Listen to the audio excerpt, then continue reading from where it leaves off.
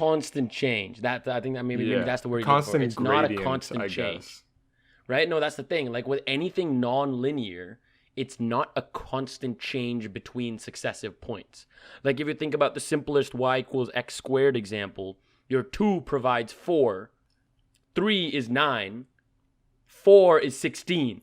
Like the difference between 4 and 9 is not the same as 9 and 16, right? So the change between successive points is non-linear, like literally as is described. It's not constant. It's not a constant change, so it's not a linear change. Linear and constants are kind of thrown away in similar uses.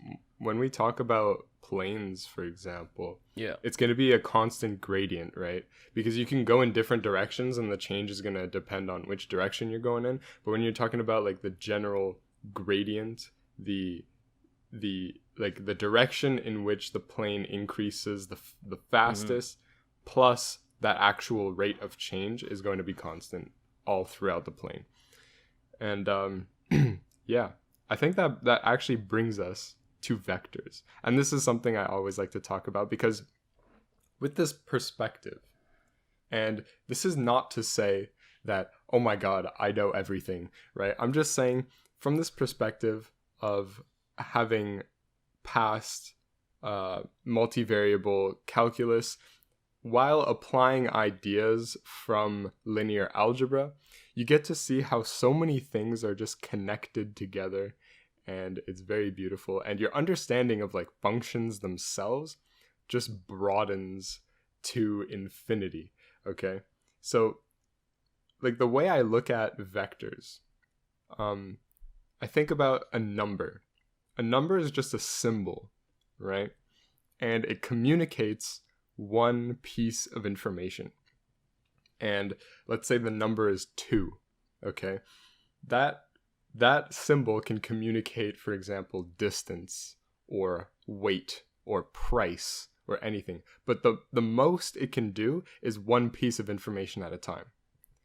But what if you are trying to describe something that has more than one characteristic, right? You're trying to describe, let's say, a ball, and you want to, like, the vector associated to that ball describes its weight and its velocity Volume at the same time. Sure, that's like whatever. Yeah. I guess that would be a 3-dimensional vector, because the velocity would need like a... Yeah, I was just that's what I was just thinking. Like if you...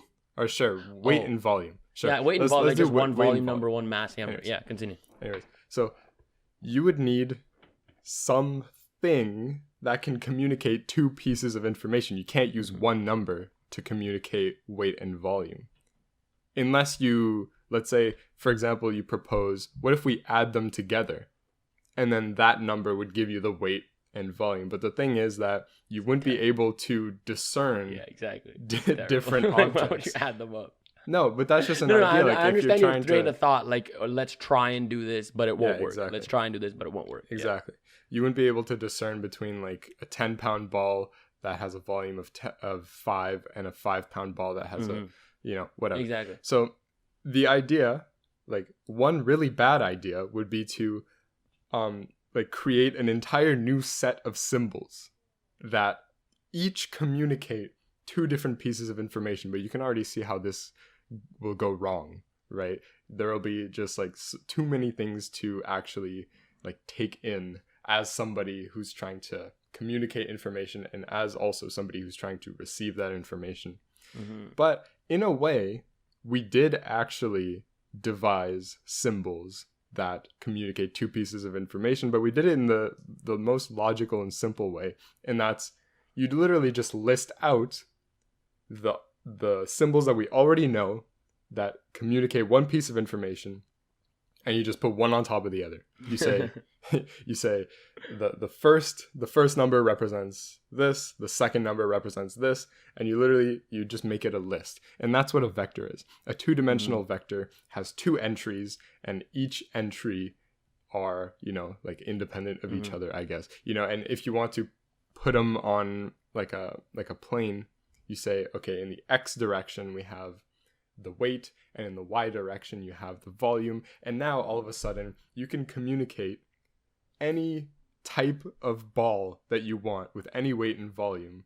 And so now you can communicate any type of ball with any weight and volume with a single point on that plane, which is described by 2 pieces of information. And now obviously this can be extended to any amount of variables, right? Exactly. And you can have a vector that has 100 entries, and right, each of those entries is, yeah, like, I mean, if you have a higher dimensional coordinate system, as we were talking about earlier, like a 5-dimensional coordinate system, this vector would have 5 entries, right? Each conveying one singular piece of information about this whole picture, right? And vectors can also be used, and I think we will get into it when we talk about, functions and stuff like that. And when we apply these vectors to functions, we can convey even more information. For example, so far we've gone through the idea that vectors are basically a way of communicating more information in a succinct way, in a simple way to understand. So again, if we're in a 3-dimensional coordinate system, as Parker, as you were just saying, if we want to represent any point on that coordinate system, we just write down x, y, z, and that's our vector.